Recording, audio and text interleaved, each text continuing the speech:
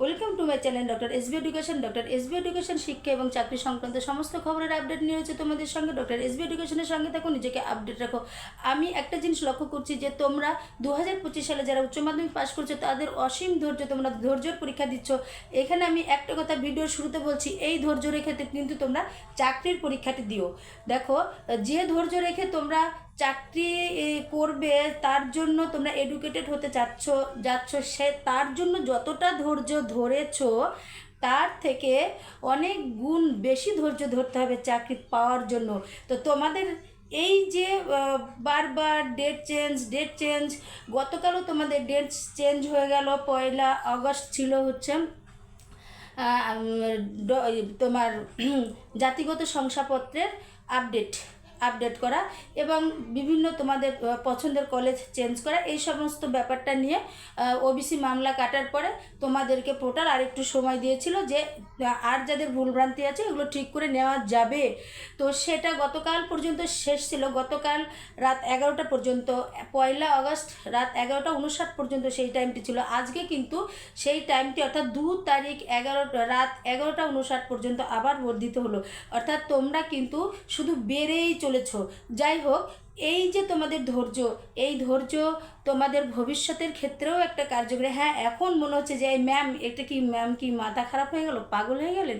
হ্যাঁ ম্যাম, একটু মাথা খারাপ, কারণ যে ধৈর্য তোমরা এখন রাখছো এই ধৈর্য রেখে কিন্তু আমার প্রিয় স্টুডেন্ট তোমাদেরকে চাকরির পরীক্ষায় পাশ করতে হবে। তোমাদের দেখিয়ে দিতে হবে যে তোমরা কতটা ঝড় ঝঞ্ঝা অতিক্রম করে তোমরা জীবনে প্রতিষ্ঠিত হয়েছো।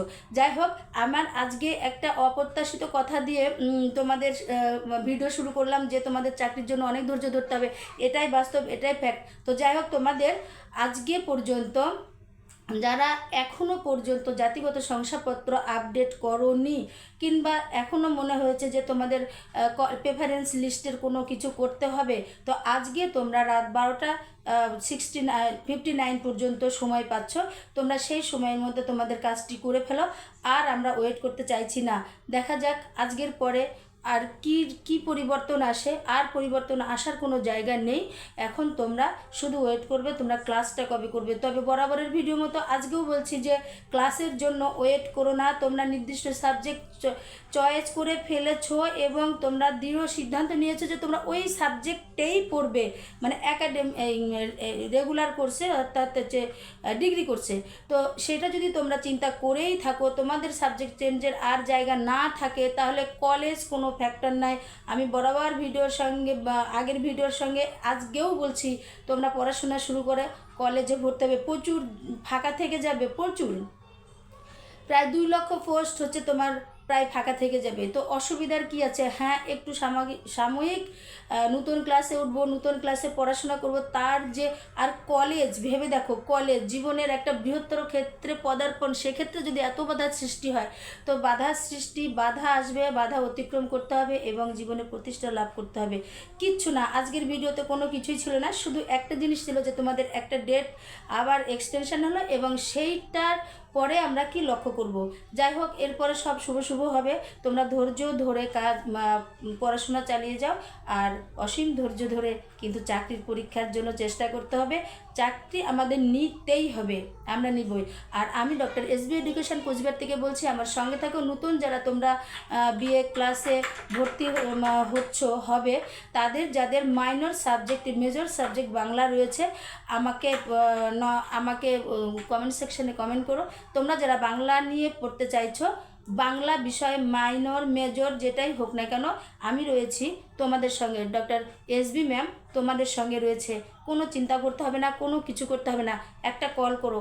আর যারা অনার্সে পড়বে, পাস অনার্স দুটোই তোমরা খুব ভালোভাবে জানছো যে যে সমস্ত কলেজে আলাদা আলাদা অ্যাপ্লাই নিচ্ছে তাদের ব্যাপার আলাদা। যারা একবারে নিচ্ছে যে পাস অনার্স দিয়ে হবে, থার্ড ইয়ারে গিয়ে তোমরা যারা 75% মার্কস রাখতে পারছো না, তারা থার্ড ইয়ারে গিয়ে তোমরা পাস কোর্স হয়ে যাবে, সেই সার্টিফিকেটটা পাবে, সাধারণ স্নাতক।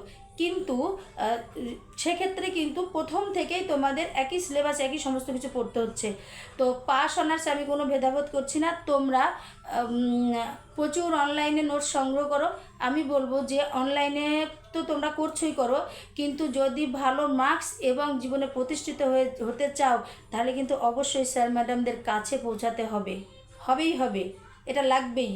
তো যাই হোক, আমি কোচবিহার থেকেই তোমাদের এসবি ম্যাম বলছি, তোমরা খুব ভালোভাবে এগিয়ে যাও।